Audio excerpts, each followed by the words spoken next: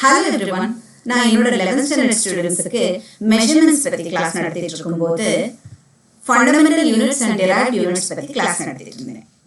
அப்போ ஒரு மாணவன் கேட்டான், டீச்சர் நான் என்னோட வெயிட்டை மெஷர் பண்ணும்போது நான் எடுக்கிறது மாஸா வெயிட்டா, ஆனா நம்ம கிலோகிராம்ல தானே சொல்றோம் அப்படின்னு கேட்டான். நல்ல கேள்வியில. மாஸ்னா என்ன, வெயிட்னா என்ன? நாம உண்மையிலேயே வெயிங் மிஷின்ல எதை மெஷர் பண்றோம் பாப்போமா? வெயிங் மிஷின்ல மெஷர் பண்றது வெயிட்டா மாஸா?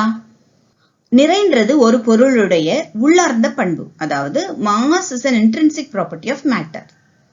ஒரு ஆப்பிளுடைய மாஸ் 250 கிராம்ஸ்னா அது 250 கிராம்ஸ் தான்.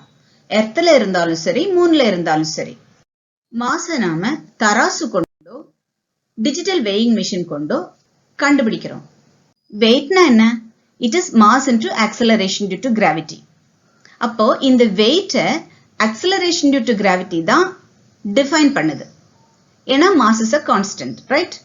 அப்போ 1 கிலோகிராம் நிறையுடைய பொருளை 1 மீட்டர் per செகண்ட் ஸ்கொயர் ஆக்சிலரேஷனோட நகர்த்துறதுக்கு தேவைப்படக்கூடிய விசை தான் 1 நியூட்டன், ரைட்டா? அப்படின்னா 1 கிலோகிராம் மாஸ்ல எவ்வளவு வெயிட் இருக்கும்? Weight is equal to mass into acceleration due to gravity, right? Mass oda value 1 kilogram நமக்கு தெரியும். 1 into acceleration due to gravity oda value என்ன? 9.8 meter per second square, right? So this will be equal to 9.8 Newton, right? அப்படினா 1 kilogram நிறையுடைய பொருளின் எடை 9.8 Newton. கிடைமட்டமா ஒரு பொருளை accelerate பண்றதுக்கு நாம கொடுக்கிறது ஃபோர்ஸ். செங்குத்தாக gravity towards the centre of the earth எப்போதுமே இருந்துட்டே இருக்கிறதுனால எந்த ஒரு பொருளையும் கீழ் நோக்கி நகர்த்துறதுக்கு நம்ம எந்த விசையும் கொடுக்க வேண்டியதில்லை. இது புவியீர்ப்பு விசையின் காரணமாகவே நடைபெறுது. ஒரு m கிலோகிராம் நிறையுடைய பொருள் மீது செயல்படும் கிராவிட்டியை நாம வெயிட்னு சொல்றோம்.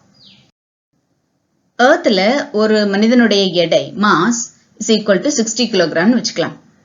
கிராவிட்டி ஆஃப் எர்த் எவ்வளவு? 9.8 மீட்டர் per செகண்ட் ஸ்கொயர் நமக்கு தெரியும்.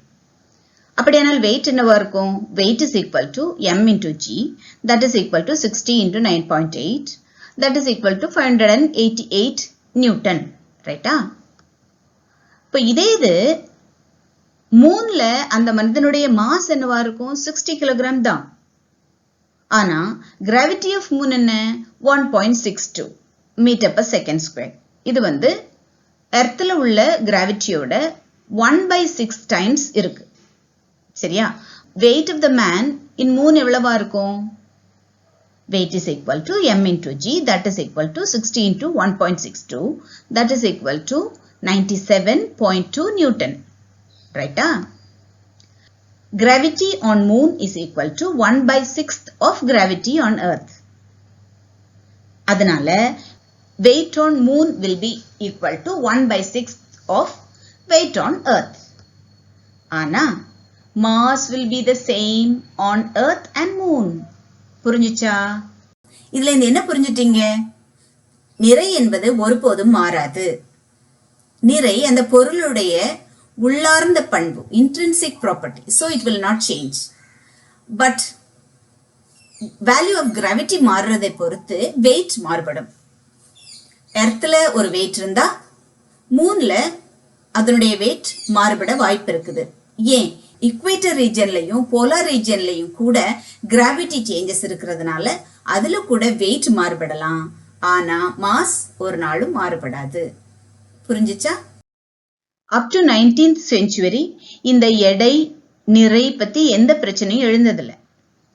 எப்போ Newton acceleration due to gravity பத்தி பேச ஆரம்பிச்சாரோ அதுக்கப்புறம் தான் எடைனா என்ன, நிறைனா என்ன அப்படின்னு வெவ்வேறாக பார்க்க தொடங்கினாங்க. யூசுவலா நாம பார்க்கக்கூடிய எலக்ட்ரானிக் மிஷின்ஸ்ல நம்முடைய எடைய மாஸுக்கு ரீஸ்கேல் பண்றாங்க. என்ன எடை காட்டுதோ அதை 9.8 ஆல டிவைட் பண்ணி நமக்கு மாச தராங்க, ரைட்டா? சோ எந்த மிஷின்லயும் நாம இப்ப பாக்குறது மாஸ் தான். ஏன்னா நம்ம வெயிட்டை அது தானாவே ரீஸ்கேல் பண்ணி மாஸா தருது. ரைட்டா? இப்போ இந்த மிஷின்லயே ரீஸ்கேல் பண்றதுனால இந்த பறவையோடைய மாஸ் 15 கிராம்ஸா இருந்துச்சுன்னா அந்த வெயிங் மிஷின் 15 கிராம்ஸ் தான் காட்டுது. ஒரு பேபியோட மாஸ் 3 கிலோகிராம்னா அந்த வெயிங் மிஷின் 3 கிலோகிராம் மாஸ் தான் காட்டுது. இப்ப சொல்லுங்க, நாம வெயிங் மிஷின்ல பாக்குறது மாஸா வெயிட்டா? வெயிட்டை ரீஸ்கேல் பண்ண மாஸ். கரெக்ட் தானே? அப்ப நாம டைரக்டா வெயிங் மிஷின்ல நம்முடைய மாஸையே தெரிஞ்சுக்கிறோம். புரிஞ்சுச்சா? சோ இன்னும் பெட்டர் கான்செப்ட்ஸோட அடுத்து பார்ப்போம். நன்றி.